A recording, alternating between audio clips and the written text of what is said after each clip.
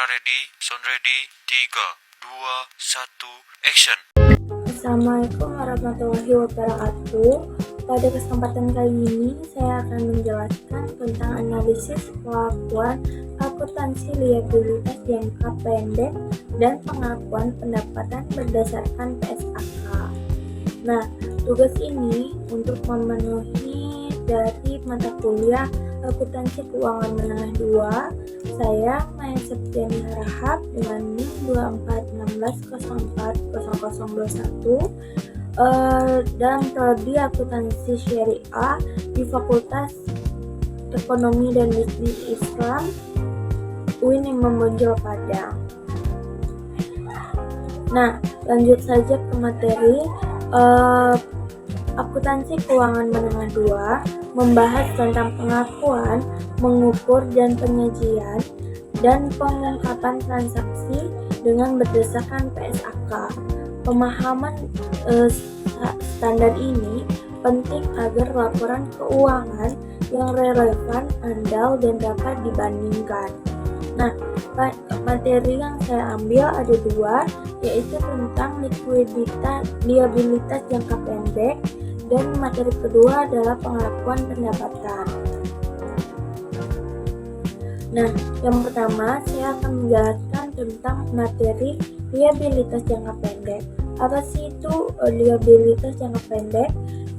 Liabilitas jangka pendek adalah kewajiban yang harus diselesaikan dalam maksimal 1 tahun atau suatu siklus operasi yang normal, menunjukkan kemampuan perusahaan mempengaruhi kewajiban yang segar atau likuiditas.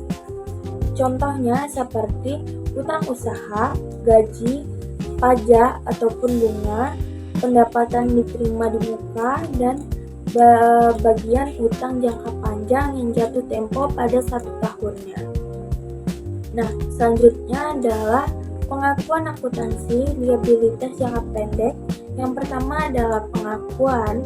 Pengakuan adalah diakui bila adanya kewajiban kini yang terlibat transaksi di masa lalu dan kemungkinan besar terjadinya arus keluar sumber daya ekonomi. Yang kedua adalah pengukuran. Diukur sebesar jumlah yang harus dibayarkan dapat menggunakan nilai kini bila dapat nilai waktu uang yang material.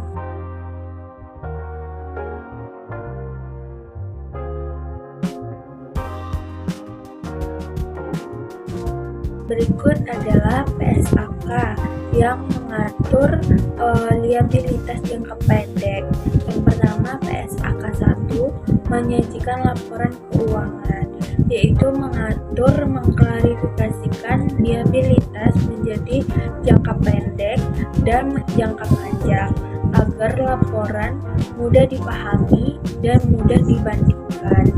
Selanjutnya, PSAK 57. PSAK 57 yaitu tentang provisi dan liabilitas konjungsi. Provinsi diakui bila yang pertama adanya kewajiban kini, yang kedua kemungkinan besar arus keluar dan manfaat ekonominya, yang ketiga nilai dapat diestimasikan andal. Nah, itu tadi materi dari pengertian liabilitas jangka pendek. Selanjutnya kita masuk ke materi kedua, yaitu tentang pengakuan pendapatan. Apa itu pengakuan pendapatan? Pengakuan pendapatan adalah suatu proses yang menentukan kapan dan seberapa pendapatan yang dicatat.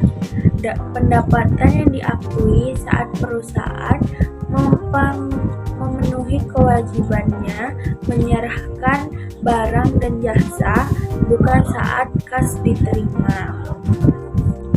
Nah, contohnya saja seperti jual barang dan jasa, kontrak kontribusi, bunga, sewa, dan lain-lainnya. Nah, selanjutnya materi tentang perlakuan akuntansi terhadap pengakuan pendapatan. Yang pertama,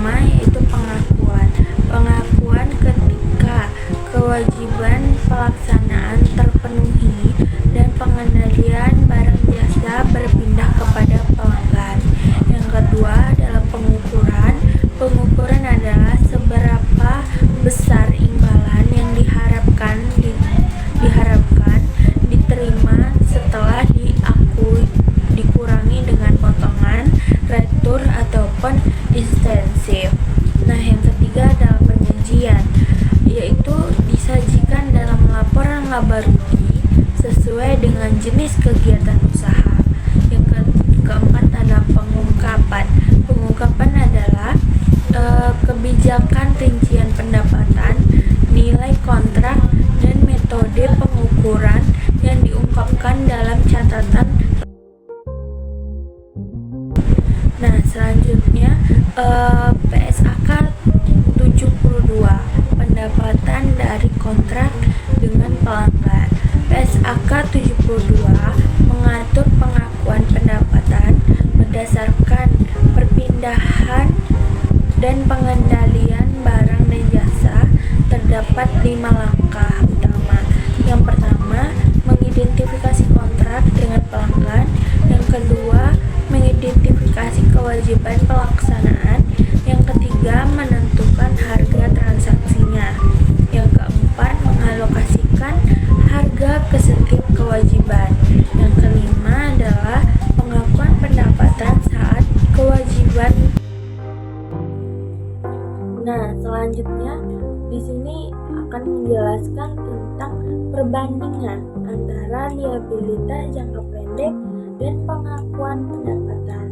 Nah, apa aja perbedaan umumnya?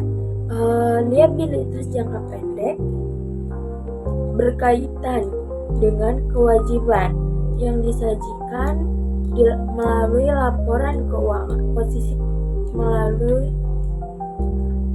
liabilitas jangka panjang berkaitan dengan kewajiban yang disajikan dengan laporan posisi keuangan yang diatur dalam PSAK 1 dan PSAK 57 yang berpengaruh pada likuiditas perusahaan. Nah, sedangkan pengakuan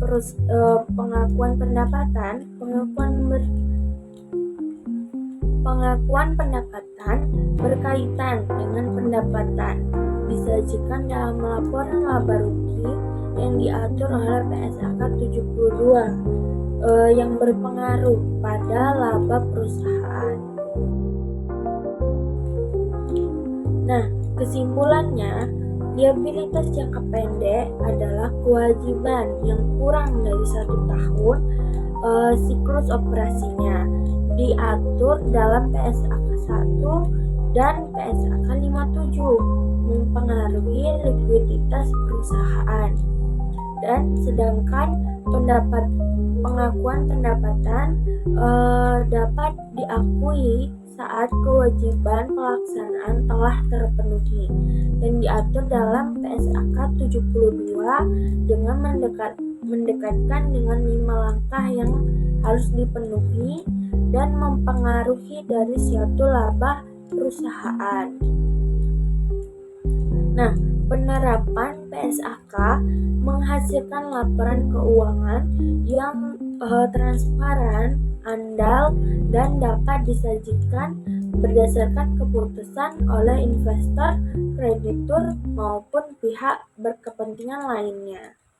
Mungkin itu materi singkat dari pengertian terhadap PSAK tentang tentang liabilitas jangka pendek dan pengakuan pendapatan.